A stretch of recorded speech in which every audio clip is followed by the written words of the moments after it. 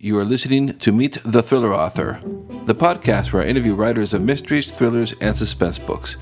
I am your host, Alan Peterson, and this is episode number 72. In this episode, I'm going to be talking with James Scott Bell, who is a winner of the International Thriller Writers Award for his novel Romeo's Way.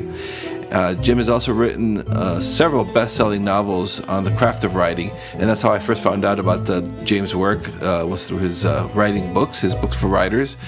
And then I found out that he wrote thrillers, so I went and read a couple of his thrillers and said, I have to have this guy on the podcast. And lucky for us, he said yes. So that interview is coming up here in just a moment. Before I get to the interview, I want to let you know about an awesome promotion that I'm participating in.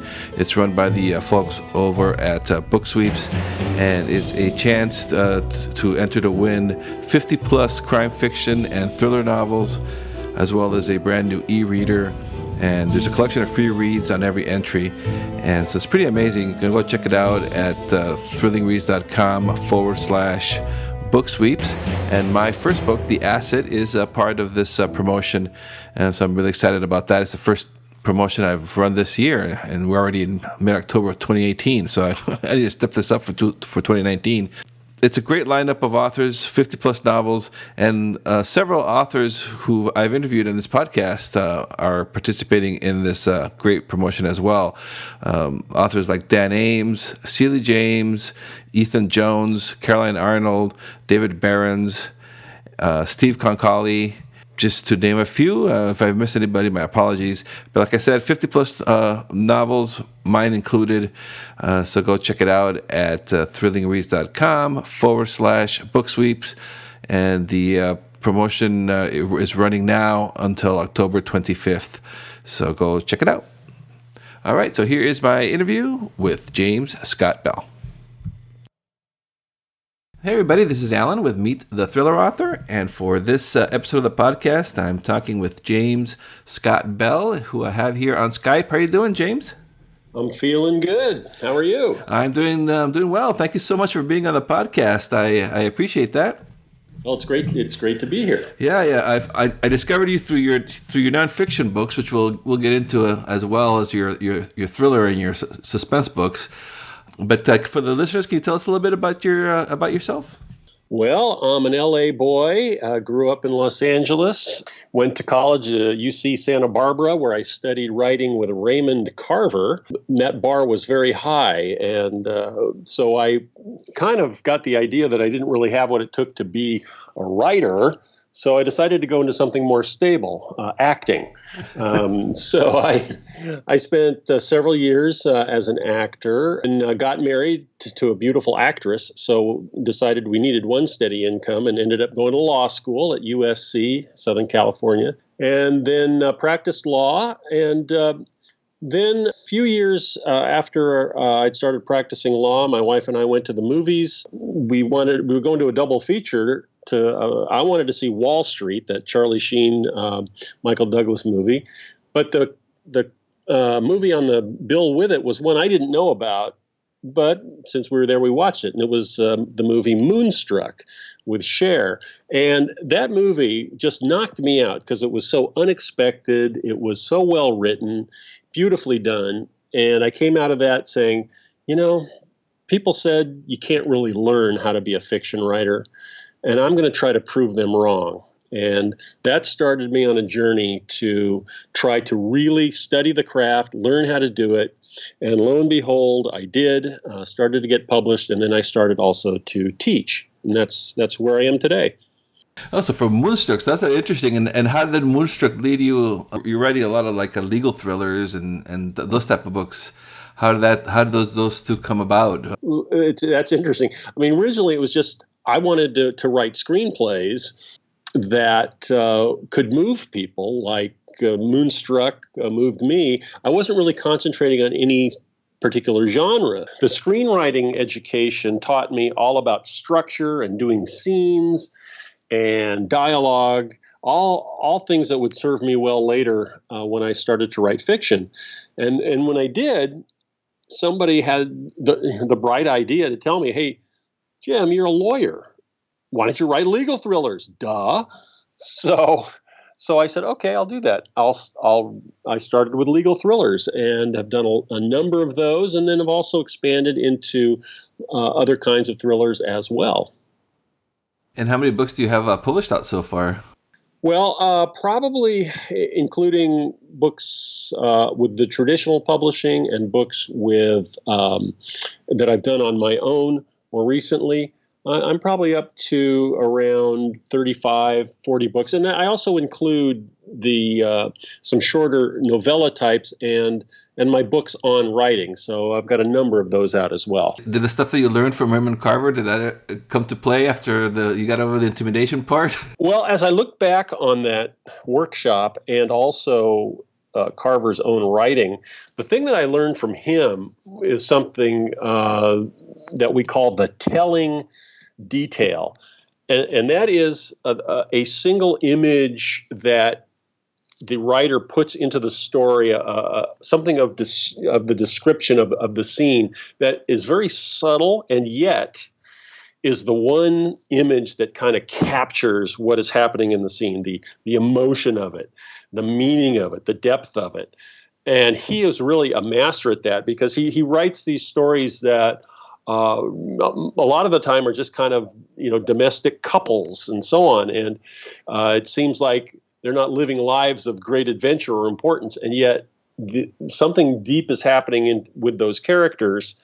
And the telling detail, when you can find it, and you can, a writer really can if they concentrate. A lot of writers don't even think about it, but I try to do that when I'm writing a scene, and that's the main thing I learned from Mr. Carver. Yeah, he was more so short stories, right? Correct. Yeah. Okay. Yeah. And his short stories come alive for that very reason. But a great short story contains one or maybe a couple scenes, and the scenes are vivid and extraordinary and great when it's done well. And that's one of the ways you do that. So I translate that into when I'm writing a scene in a novel to try to get those details right. And were you a fan of thrillers and suspense books before you started to write them? Yes, I've always been a reader and a fan of. I was a fan when I was a kid of adventure stories, pirate stories, Tarzan stories, those sorts of things. And then a little bit later, when I got into college, I loved reading detective stories, the Raymond Chandler and seeing a lot of I was a film major, so I watched a lot of film noir and the classic crime movies. And so I think I've always had kind of a love for really stories, just stories that are exciting, that take you, that grab you, and especially the thrillers. Alfred Hitchcock, my favorite director. So that's kind of where I've always leaned. And what's your latest book out? Is that Your Son is Alive? Is that the latest one? Yeah, that's a standalone thriller. Your Son is Alive. It would be sort of a cross between a psychological thriller and a domestic thriller, which is a genre that it takes ordinary life people are leading, and something really extraordinary happens to them, and then there's just a twisting and turning plot to get to the end. Oh yeah, I'm looking at it on Amazon now. I like your cover is really really awesome. Well, as I've done both traditional publishing and independent publishing, and if you're going to do the independent route, you've really got to assemble a quality team. You can't skimp on the covers, for example. You've got to have a cover design that's every bit as gripping as something a New York publisher would do. So, yeah, it's about quality. So I try to do that with my self-published work. What are the differences do you find between publishing with the traditional route versus doing it independently? Well, there's a loaded question. There's some major differences. That would be a whole show in itself. I think for me, the advantages of independent publishing, which once a writer kind of knows what they're doing and has built up a readership, then what the advantage of doing it yourself is that a book can come out when it's ready. With a publishing company, you often have to wait a year, 18 months, for your book to be listed in their catalog and to be sold into stores and so on. So there's just a great joy in being able to release a book when it's ready.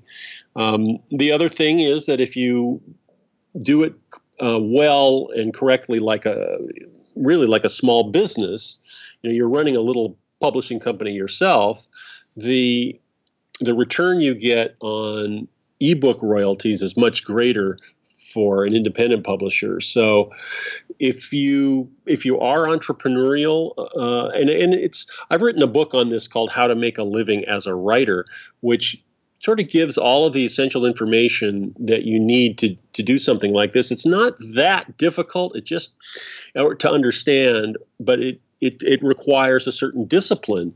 Now, a lot of writers they're not wired that way, or they don't want to be that way. And then if they can work with a publisher who will handle all those details, and it's a good relationship, that works as well. I've heard there've been a lot of changes, though, that even a publisher behind you, you still have to do a lot of heavy lifting yourself nowadays if you're an unknown. So. Well, that's true. You have to do a lot of the marketing effort, because the publicity for books has moved away from print media to online, and publishers are not dominant online like they could have been in print matter. And so, being in a social network, knowing how to work that network, not trying to be a hard sell guy, and there's just a lot of nuances of it. But yeah, you have to do that too for the publisher, and so you're going to have to do some work no matter what you do, whether it's with the publisher or on your own. And how many series are you working on actively? I see there's a Ty Buchanan legal thriller series. I wrote a series of 3 books in the Ty Buchanan legal thriller series. People have asked me if I'm going to write more. They want more, but that series is a perfect trilogy. It has about the best ending in the last book that I've ever done. It was just a perfect ending, and so I am loath to mess with that. So I have been concentrating on a new series, the Mike Romeo thriller series, about an ex-cage fighter who is trying to live under the grid in Los Angeles, and how trouble always seems to find him, and how he deals with that. And I've written 3 books in that. One of them won a major award, the International Thriller Writers Award. So I was very gratified by that. And so I'm going to continue that series. I'm working on the 4th one now, and the 5th one is in development. No, yeah, that's great. I was going to ask you about that because I saw that on your bio about the International Thriller Writers Award. That must have been amazing. So was that were you at a conference? Well, the International Thriller Writers Organization is a fantastic organization for those who write contemporary thrillers, or not even contemporary, any kind of thriller. And they have a great big conference every year in New York City, and all the big names are part of that, and it has just a lot of great support. And they have a very prestigious award, and it's given in different categories.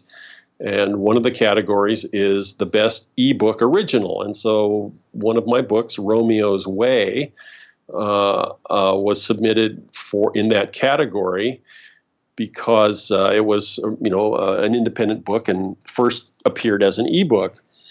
And I was one of 5 finalists, and that was a pleasant surprise. So I went to the banquet with my wife, and we sat around, and lo and behold, they called my name. It's kind of like, I consider it like an Oscar. It's really like the Oscar for thriller writers.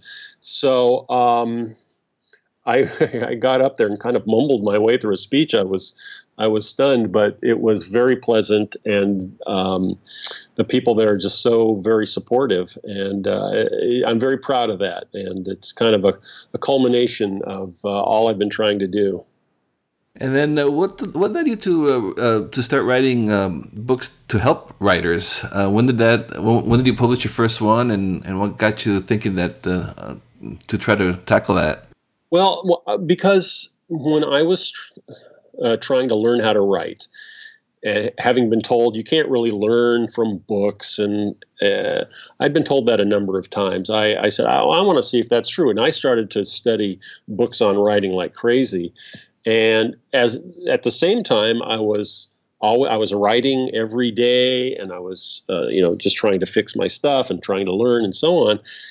And when I found out that you can learn, and I was not only learning, but I was discovering things kind of on my own. I'd read a novel, and I'd say, "Oh, hey, the writer just did something there.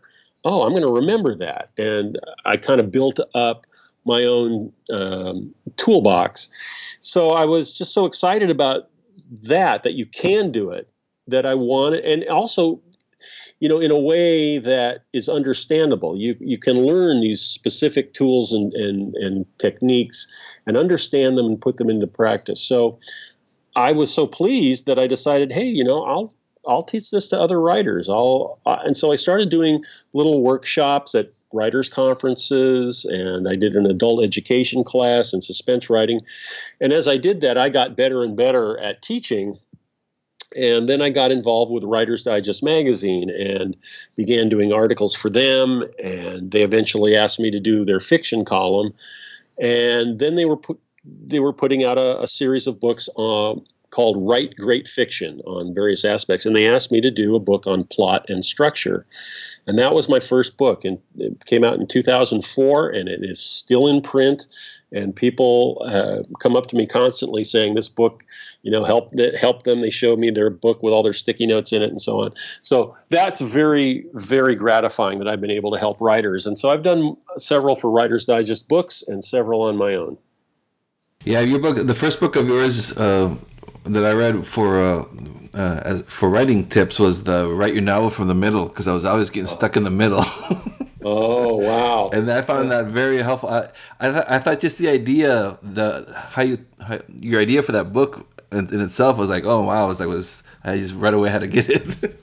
Well, that's nobody has ever written that before. Nobody's ever talked about that before. People talk about beginnings, they talk about endings, they talk about outlines, they talk about no outlines. And just kind of on my own, kind of doing some research about what happens or should happen in the midpoint of a novel, I discovered something that was being done in some of the best novels, the best movies, and so on. And as I began to apply that to my own writing, it kind of illuminated so much of what I was doing. It really was a great, great discovery for me. And so I wrote this little book about it.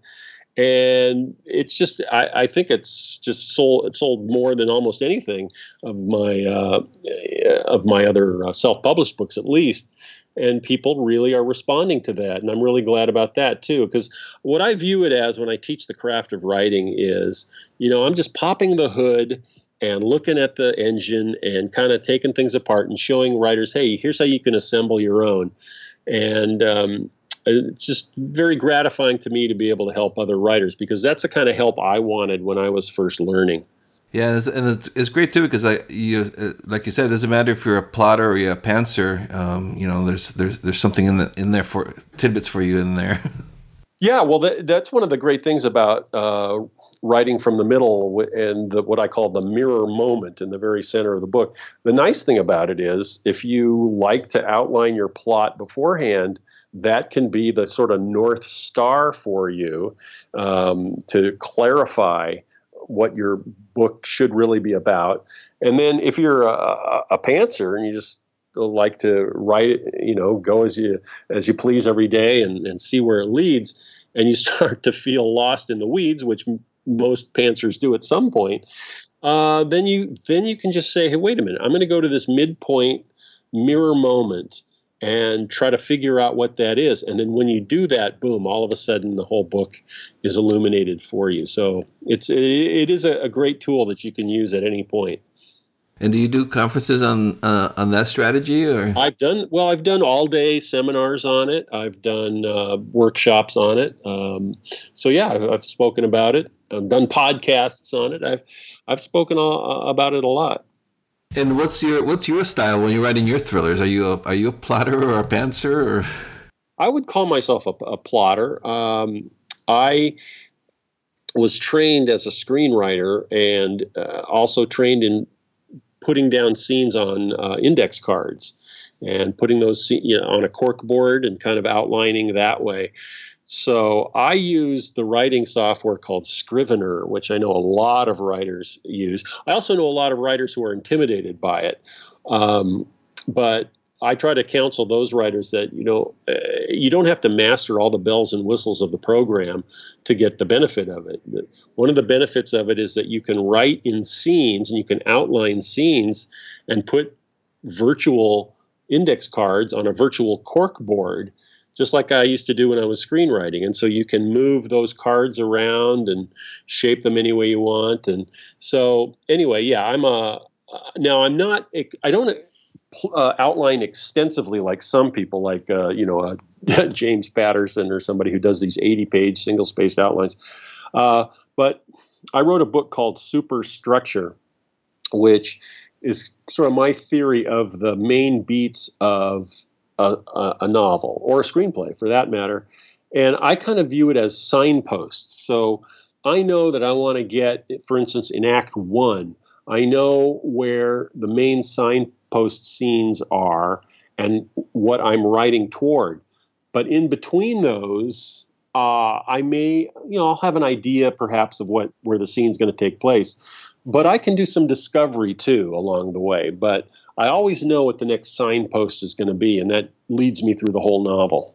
yeah, I think it's also great that you kind of like how is that saying? You walk the walk, talk the talk, because you're actually writing these thriller books. And I read Final Witness because I was kind of curious. I'm like, oh, let's see, and obviously it was really good. And I'm like, okay, cool. So, because a lot of teachers, sometimes, I mean, they're great teachers and everything, but they're not actually writing, the thrillers and the suspense. So you're actually doing that. So I thought that was pretty awesome. Thank you for that. But I've always considered myself a writer first and a teacher second. Although, I mean, a lot of people just, view me as a teacher who also writes. That's okay. I mean, whatever the perception is. But I've always concentrated on trying to be a great writer because that's what I love most. But I do love teaching, and I do. I do enjoy the fact that I do have kind of a track record so that people can trust what I'm doing, and so I enjoy it. I enjoy both, but I always consider myself a writer first, and I probably always will. And when you're writing working on a project, do you set yourself like a word count goals, or do you? Yeah, quota. That was one of the earliest lessons I learned. Somebody said. You should write a certain number of words, not sit at the computer for a certain number of hours, because you could sit there and play Spider Solitaire or whatever. So yeah, so from the very beginning, I've set myself to do a quota. It used to be a daily quota, and it's kind of still is, but I do a weekly quota of words now and I take one day off. I take Sunday off because I need to recharge my batteries, but the other 6 days. I'm trying to write 6,000 words per week. And that averages to 1,000 words a day. But, if I miss a day or there's some crisis that comes up or some reason I can't work that day, I can make that up on the other days. So that kind of takes a little bit of the daily pressure off. But for the most part, ever since the year 2000, I've kept my word count, my daily word count, daily and weekly and yearly word count on a spreadsheet. So I can go back to any year and any month and see how many words I've written. And I've tried to keep that steady pace. And that's really what has led to me having the books that I have, because it's just working every day and not looking too far back or too far ahead, but concentrating on the pages in front of me. Oh yeah, so like getting a habit, or most of the writers I've interviewed have talked about that. It's just like like exercising. Yeah, it is. I try to write the first thing in the morning, or at least I get what I call my nifty 350. That is 350 words. If I can get 350 words done, early, and that's not, not that hard to do really if you're ready to roll, then that takes a lot of the pressure off. Then I know that I only need 650 the rest of the day, and but it's also I'm a morning person. Some people aren't morning people. Some people write at night. You just have to find your best rhythm, your best biorhythm for writing, and then stick to it.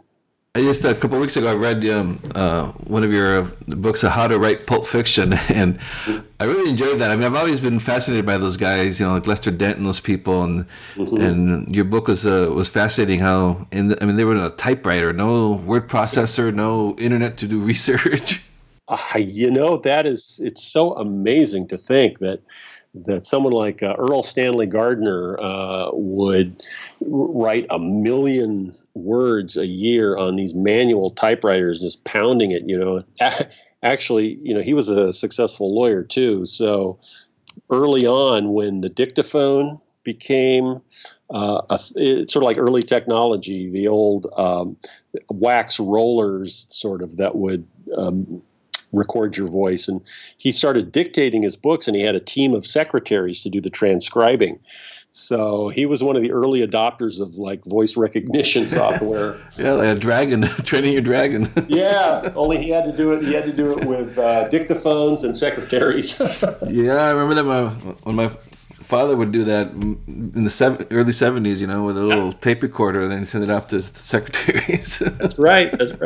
Yeah, and I really like that story about the one. I can't remember the author, but there was like a big party at his place, and he just like, okay, everybody keep partying, and he just sat in the corner and typed his words.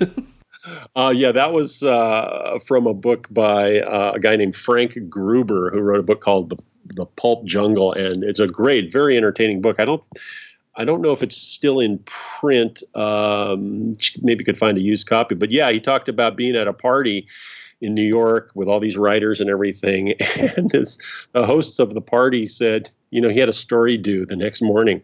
And, he just went in a corner and got out his typewriter and typed the rest of the night, and then turned it in the next day.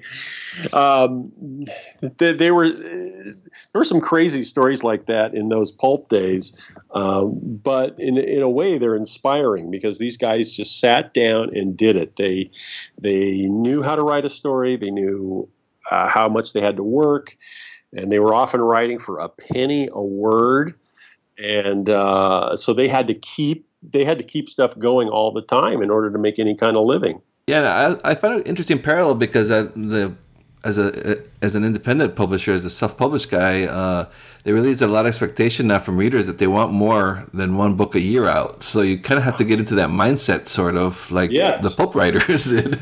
No, I think that's one of the reasons I wrote that book, is to encourage people to think more like pulp writers, because they didn't have the luxury of sitting around bemoaning their fate.